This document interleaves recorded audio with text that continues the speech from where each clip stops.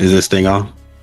Pretty sure it is. All right, let me set the stage, set the panels up. Gotta make sure all my stuff is in range.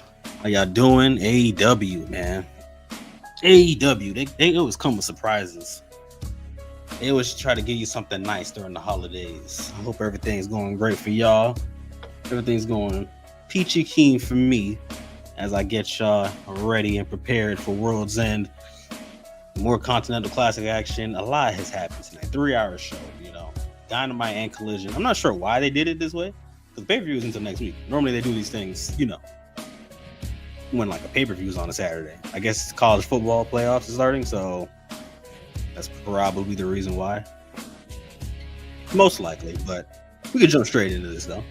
Oh, the homie Homer pulled up. Okay. This is the second time he's pulled up here. Shouts out to Homer. Hey, you a real one, okay? You're a real one. Let me know what was your favorite moment tonight from AEW. But we started out immediately, no entrances. they decided to ignore all the entrances for this. They jumped straight into Moxley and Roderick Strong, and they just start wild early. Because of course, the person that loses this matchup, they ended up pretty much eliminated. Of course, they're going to start their matches to finish out the tournament, but there is no chance of them winning after losing this matchup here. So both of them, of course, are putting their body, soul, everything on the line, getting slammed on stairs, thrown on the outside, everything all in one. But Mox is the one who gets the win because Roddy tries to break the count because he was outside for too long, gets in the ring, hit with a paradigm shift. He kicks out of the first one, but Mox immediately after hits him with a second one, sends him home. So Jon Moxley bumps himself up to 6 points in the Gold League, and Roderick Strong, unfortunately for you, my friend, there is zero chance of you winning this tournament. But you can still play spoiler and spoil someone else's fun. So try to do that during the rest of this tournament. Don't keep your head low, all right? You got a chance. We get to Eddie Kingston. Of course, yes, he lost his match. We all know Samoa Joe choked him out, but he wanted to make it very clear. Even though he lost, he learned a valuable lesson in that loss. Okay? He wanted to make sure that everybody knew that even though he did not win this title, he's got something set up for his next opponent. Whoever his next opponent is, he's going to show him what he learned after that big loss to Samoa Joe. He's going to show him. So he's going to want to fight somebody on Collision. Let's see what Eddie Kingston. Let's see what he's learned. Personally, all I feel like he learned was that he shouldn't be facing the world champion right now. But that's just me. For right now, Eddie Kingston, we'll see what you got for us on Collision. We'll see what you got. Okay, let's see what happens next week. Ooh, okay. So we get 6-man tag team action. Don Callis family versus the Elite. The Bucks bring back their Elite music. Kenny pulls up. We get Okada, Takeshita, and Hechicero. They pull up. It's great stuff. What's up to you, John Puma? What's up to you, sir? Let me know what was your favorite moment tonight from AEW Holiday Bash. What was your favorite moment? We get to the 6-man tag team match, and pretty much, like, I know that they said that Kenny has to go into these matches, specifically tag team matches, to mask that he can't be full Kenny Omega anymore, which is understandable. But I mean, hey, it's still nice though, because he still gets majority of his moveset off outside of his you can't escape Death Valley roller that he normally does. That it didn't go off. It didn't go off with a hitch. Honestly, it that one didn't work at all. But outside of that, hey, him and Okada is always going to be a great moment to have them to exchange blows and go at it. I will say this: Okada and Takeshita constantly like bickering and fighting with each other. It's like, don't get me wrong, I'm all for it, right? But I'm now getting to the point where I'm like, okay, enough's enough. Takeshita got to like steal off on him and punch him in the face and like let's cut ties. Like, you can't keep teaming with this dude. You can't. You really can't keep teaming with this guy.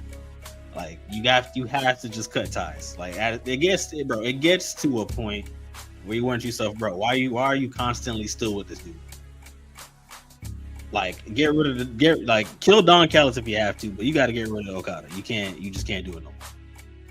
It's getting out of hand. Because now look, you both bickered, and now you lost this match because now you both are bickering, and then they took you both out.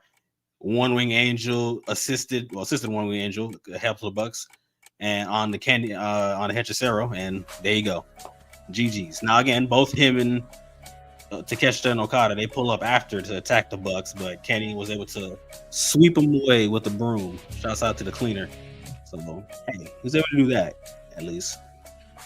My favorite part is where people fight the people. Oh, well then. This is a perfect comment. I'm just gonna put that right there. Yeah, you gotta put that on the screen. This is hilarious. That is hilarious. That's comedy gold. Hey, look, hey. You're doing yourself a good service by not watching.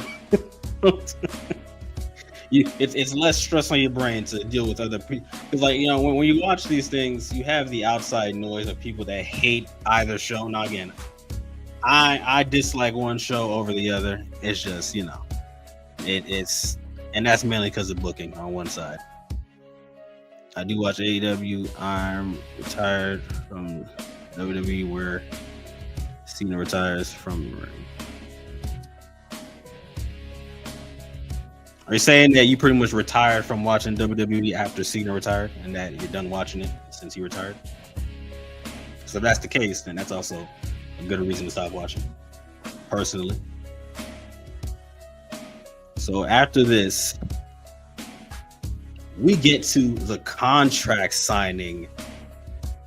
Man, oh man, look. MJF, Maxwell Jacob Friedman, pulls up, returns. Man, yo, this was a moment here, because it just felt like the room, like the air in the room just shifted. He pulls up. He still has his contract, of course, and he signed his name on the dotted line, cashed it in. So now it's a fatal four-way match at Worlds End for the AEW World Title. He looks mid. Hey, I'm gonna be honest with you. I'm gonna be honest with you. He does look mid, especially with that scarf. I can understand that. I implore you, if you do feel like so, you don't have to check out his work. Hey, in terms of people that you've probably seen over the years in a WWE on TV at some point, if you flip through the channels, in terms of those people, I would put MJF next to any of them, and I think he'd probably put up a good fight. I'll say that. Now, when it comes to this, he was talking smack to all three of them. Swerve, Hangman, Joe. He was calling Joe Sloppy Joe, and then hemped up Hangman by like just burying his entire existence. Told Swerve, "Hey, you was in WWE before, and you know what?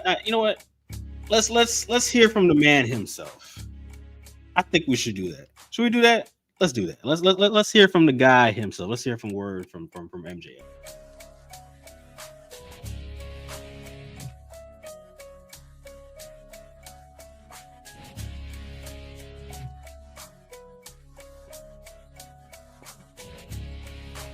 Just don't get me wrong. I know people don't like when they bring up WWE, but it's important that you do bring up where people were before. Like acting like it never existed, to me, is stupid. Like acting like that portion of their career doesn't exist. Come on now. Come on.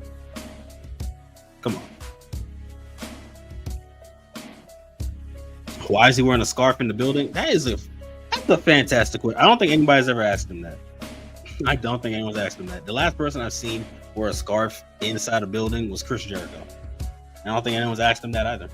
They just kind of just buried the scarf. But MJF, when it comes to him on the mic, the dude it's just top tier.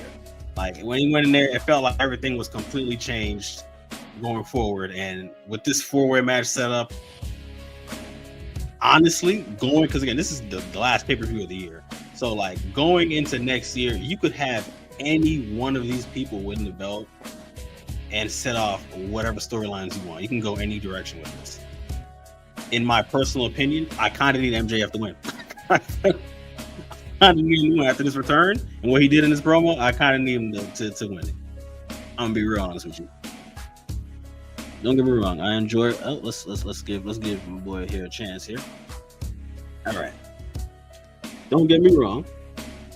I enjoy watching AEW, but it's all confusing. So that's why I decided to stop watching altogether.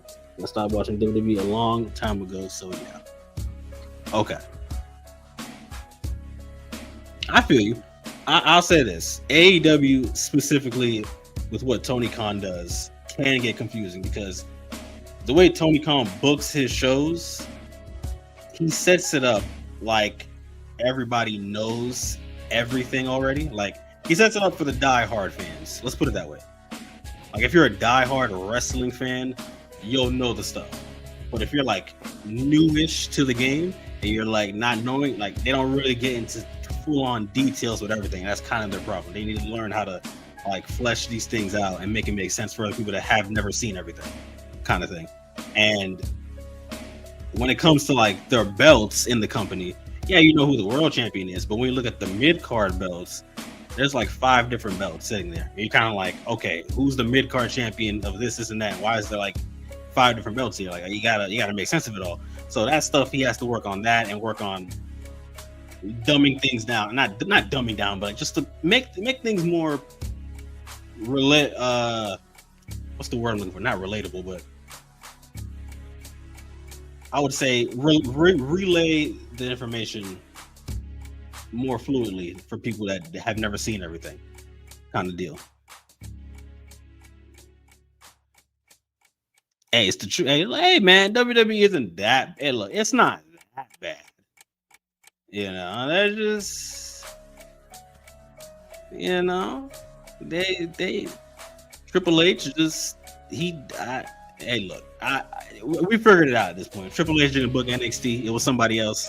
So the dude just took credit. All right, because if he was booking NXT, the shows won't look like this. We're all convinced at this point. We know. Okay, the world knows. Speaking of the world knowing, let's get to the Babes of Wrath and the Timeless Love Bombs versus Marina, Megan Bayne, Athena, and Mercedes. Where honestly, the worst possible outcome happened.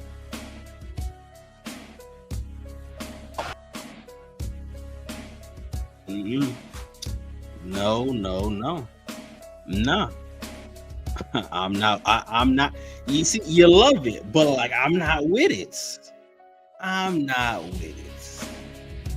How dare y'all let Willow get pinned? You couldn't give the pin to Harley. You couldn't give the pin to Harley. Come on, y'all. Harley Cameron couldn't need the pin. Come on now. And of course, it had to be Mercedes doing it. She of course she had to do it. Why wouldn't she do it? Come on, okay, I see what you're doing. But we know already at this point. It's already set in stone. We're gonna get Mercedes and Athena versus the Babes of Wrath at World's End. So be it. But if we're gonna do that, right? If we're going to do that, Harley eating all the pins. Come on, hey man, look. Sometimes you got to have that one partner that eats the pins, and then maybe down the line, you can have a storyline with that. You know, Harley always eating the pins, and then maybe she turns heel, and maybe she's just sick of eating the pins, and she gets pissed off.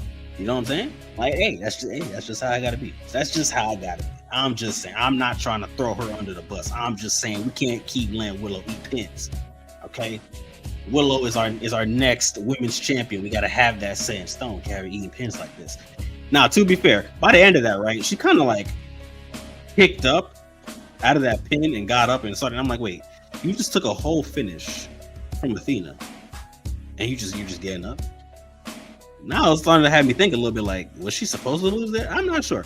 It has you thinking just a little bit. It has your third eye open a tad bit on that one. Like, kind of interesting. But what needs to happen, Mercedes has a match set up for her, what was it, Rev Pro British title, I think. Yeah, she needs to lose that belt. For starters, let's have her lose that belt on TV. That's starter for stars number one. So she can slowly but surely lose belts, get to that pay-per-view. They don't win the tag team titles. She gets pissed off at Athena or vice versa, and then she challenges for one of those belts, and Athena has to win. She has to take a belt off of Mercedes, and I said the downward spiral has to happen. We need it to happen. Okay, we need it to happen. No, let's not. No. Let's not reignite anything. Let's not reignite nothing. I don't want nothing reignited. I need her to go on a downward spiral, losing her mind, ripping her hair out, same thing. On to the main event, y'all. On to the main event. Who's the next TBS champ? It should be Athena, if we're being honest with ourselves. If we're being honest. Kyle Fletcher and the Bastard Hawk. Well then. Well. Shouts out to Pac. Hey, round of applause for Pac. All right, we got to start giving Pac his flowers while he's still alive. All right, let's give him his flowers. Okay, let's do it. All right, gotta give him the. We'll double it down. We'll double down. All right, look. He's now at a solid 6 points. Kyle Fletcher has lost back-to-back matches. One to Speedball Mike Bailey, and another one now to Pac. Kyle Fletcher can't be losing like this. Hey, like your block is filled with a bunch of like tied numbers right now. There's a lot of people in your block that's like sitting there at 6 points. It's gonna come down to the wire. It really is. Yeah, I can't either. I really cannot either. Like, this is a hard. I mean, the other side looking kind of easy-ish a little bit. You got Takeshita with 7, Claudio with 7, Mox just got his 3, so now he's at 6. And then on Collision, I believe there was another. It was a W by what's my boy's name? We'll get there. Actually, you know what? We'll say that. We'll get there when we get there because that's for the next part. But this is how they finished off Dynamite. This is how Dynamite ended, and then we go straight into the Collision part, which has the Dynamite Diamond Ring Battle Royal, which it started out not really like a battle royal, more of just a beat down on the outside of a bunch of people. But eventually, your last final was it final 4? I would say final 5. Your final 5 was Bandito and Brody King, Ricochet, and The Demand. So Ricochet was hiding on the outside, dead somewhere. And pretty much The Demand was trying to get rid of Bandito, but Brody King sacrificed himself to take out Toa Leona. So then it was just Bishop Khan and Bandito, and Bandito eliminates Bishop Khan. So the final 2 people are in the ring was Ricochet and Bandito. So this now goes into a singles matchup for next week to see who's going to get the Dynamite Diamond Ring between these two. And personally, look, if we're being honest, let's be honest with ourselves here real quick. I think Bandito should also, while we're at it, I mean, we're all, listen, there's rings, there's hella belts, there's too much going on as it is, so it really don't matter at this point. You might as well be like, hey, Ricochet, I'm challenging you for that national title as well. Let's put everything on the line. The ring, that belt, let's do it. Let's just do the whole thing. You know, let's run it. Just run it. Because why not? It wouldn't hurt. It would not hurt at all. So speaking of that next Continental Classic match I brought up, Orange Cassidy, Mascara Dorada. One of y'all got to get 3 points, right? Y'all not going to sit here and be trash, right? Right. And of course, Mascara Dorada attempts his diving corkscrew arm drag. He was doing a lot. But he gets reversed into a crucifix, and Cassidy is able to steal a win and get 3 points for himself. So that's now he has 6. Now he has 6. So that's that board is also starting to get close. Everything's starting to look real close coming into these final weeks. Boy, oh boy, it's getting wild. The only other ring holder is MJF. That is true. That is factual. I feel like this Dynamite diamond ring has been on MJF's finger for like forever. Like, does that maybe again? My brain with AEW is like kind of like sporadic because I'm always gonna remember the beginning portion of AEW, and that middle spot kind of disappears a little bit, and then I'm remembering like 2023, 2024, and on, but that middle portion kind of gets iffy. Were they battling for this diamond ring at any point that I can remember? So I feel like it's always been on MJF's finger.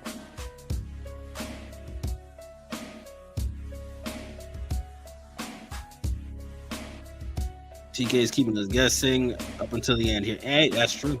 That is true. And yeah, I don't know the rules 100% for the Dynamite Diamond Ring Battle Royal stuff. Like outside of whoever the last 2 people they fight each other for it. But my thought process was like, okay, wait, if MJF has it, wouldn't he be somewhat involved in this? Or I guess they just give out rings to everybody.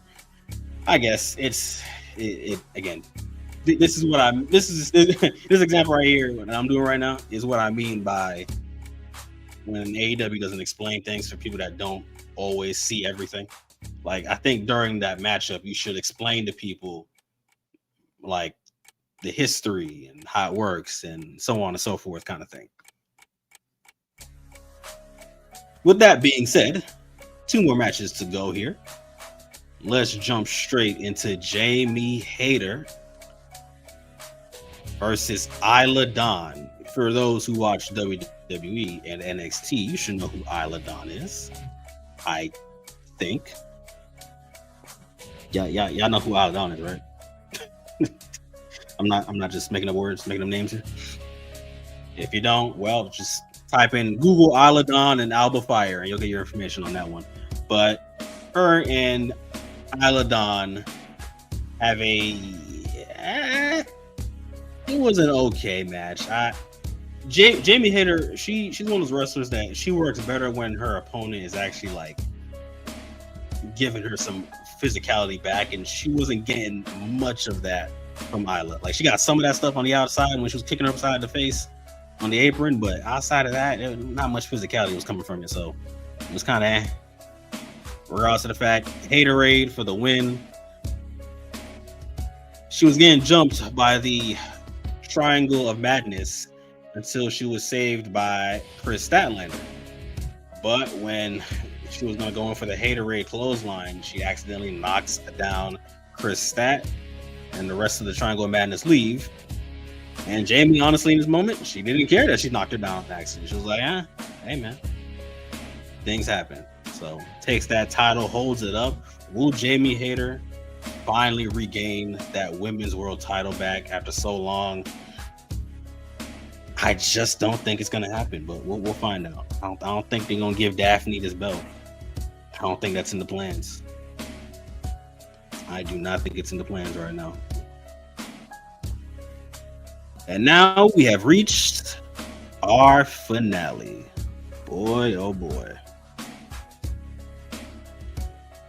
I had a clip for this one, but I think it might have been too long of a clip, so I don't want to get that copyright hit. Even though the other ones might get copyrighted, who knows at this point. But regardless of the fact, FTR versus the Bang Bang Gang of Juice Robinson and Austin Gunn. Tag team titles are on the line. I don't know what it is about the Bang Bang Gang of Austin Gunn, Juice Robinson, Colton Gunn, Jay White. I don't know what it is about that core 4 of people right there, but you could pair them with anybody in that group. You could put Colton with Jay White, Colton with Juice Robinson, Austin with Jay, Austin Robinson, or with his brother. I don't know what it is, But it doesn't matter about the pairing. They just continuously have great matches with people. And this is another great match between them and FTR. They actually got the pin. The ref counted 3. They didn't ring the bell because Dax got his leg on the rope. They were complaining. Unfortunately, due to their complaints with the ref, they got hoed. They stomp on Juice's leg. They got him in a submission, and he's forced to tap out. And that, my friends, is how AEW Holiday Bash Collision Dynamite goes off the air. A lot of names in that. That's how it goes off the air. Okay.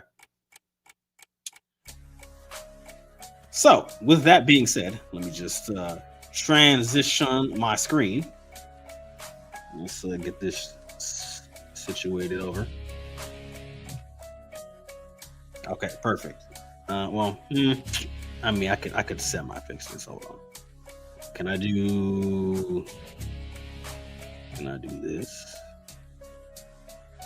Well, that doesn't work.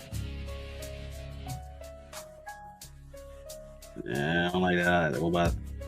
Yeah, let's go here, but let's take this off the screen.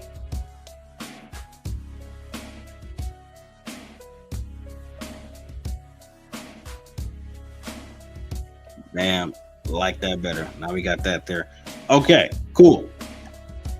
Before I head out into the darkness, does anybody at all got any thoughts, concerns, questions before I hit the good old end button here?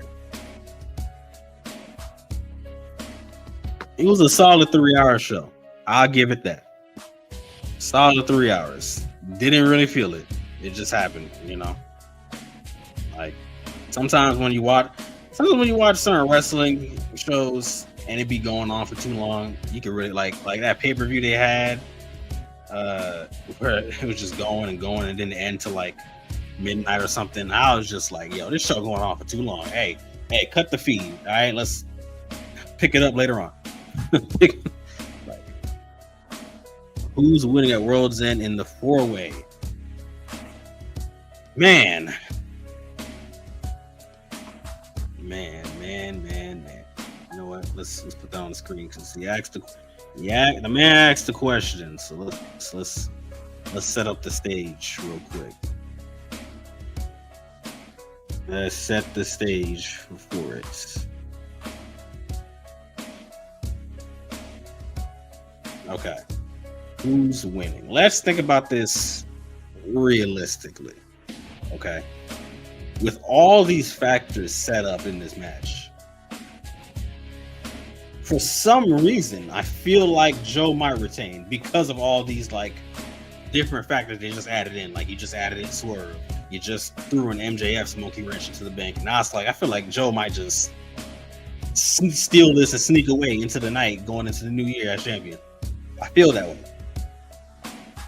But part of me also feels like MJF now putting his entire contract and everything on the line, pulling back up, talking smack, feel like he might end up winning it too. He might end up stealing it too. So, and it's crazy because during that promo when Hangman was saying, you know, I was trying to give people chances who helped me out at this title, like, you know, Swerve, Joe, Darby, Will Ospreay. And I was like, man, Darby definitely, like, it sucks that he's in the hospital. Hopefully he's going to be all right at some point, but I keep like pleading my case for this. Darby Allin has to be world champion at some point. And if he is going to be world champion at some point, I need him to take it off of MJF.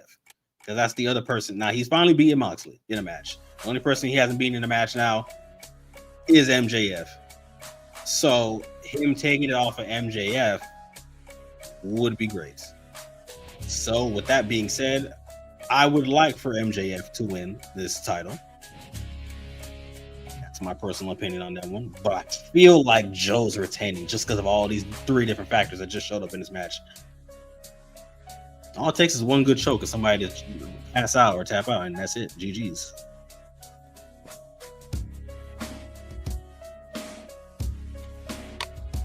Solid question.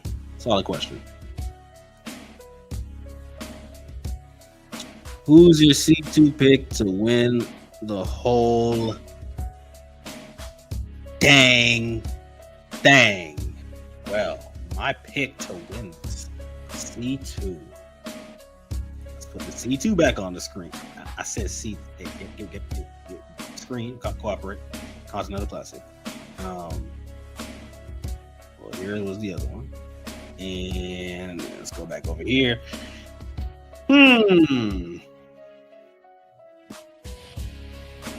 With how everybody's done everything so far in this tournament,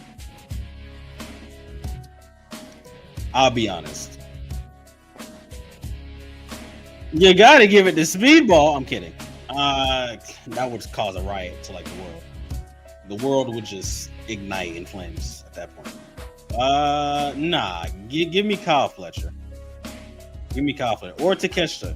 Either of those two. Kyle Fletcher or Takeshita.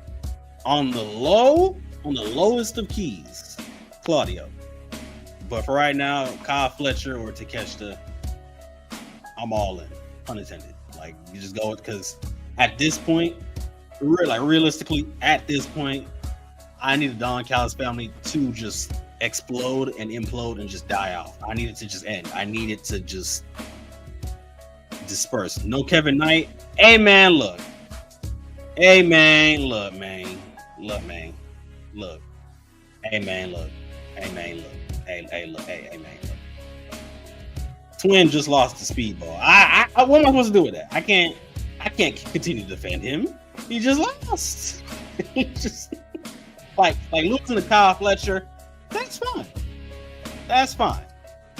When you lose to your tag team partner, you can't flamingo driver into the mat head first, and then I'm dapping you up in the back. I can't.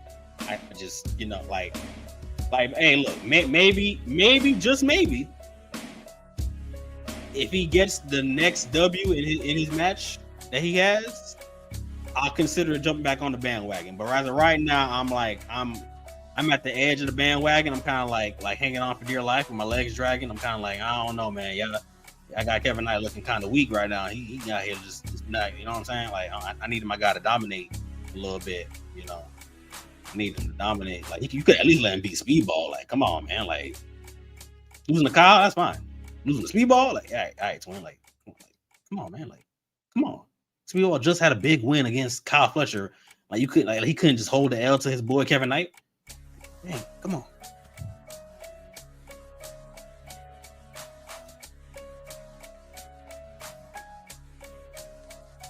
It's just, you know what I'm saying? Like, I just don't. It just don't sit right with me. I'm just like, come on now. Come on. When is Kevin's next match? Most likely next Wednesday. Most likely, because with how everything's looking right now, so because I'm gonna end up doing a I'll save that for tomorrow. I'll do the bracket look at stuff tomorrow. But with how everything's looking in terms of points and all that, or matches in general, there's a lot of people that have only like one match left, and it's against those specific people. So everything's gonna happen. Most of the stuff's gonna end next one. I think the way I was looking, I think they might do another 3-hour show next week, because if the pay-per-view is on next Saturday, then we're gonna get another 3-hour show next Wednesday, most likely. So if that is the case, they'll finish off the Continental Classic stuff next Wednesday night, and then we'll tally up all the points and see who's the finalist people for World's End.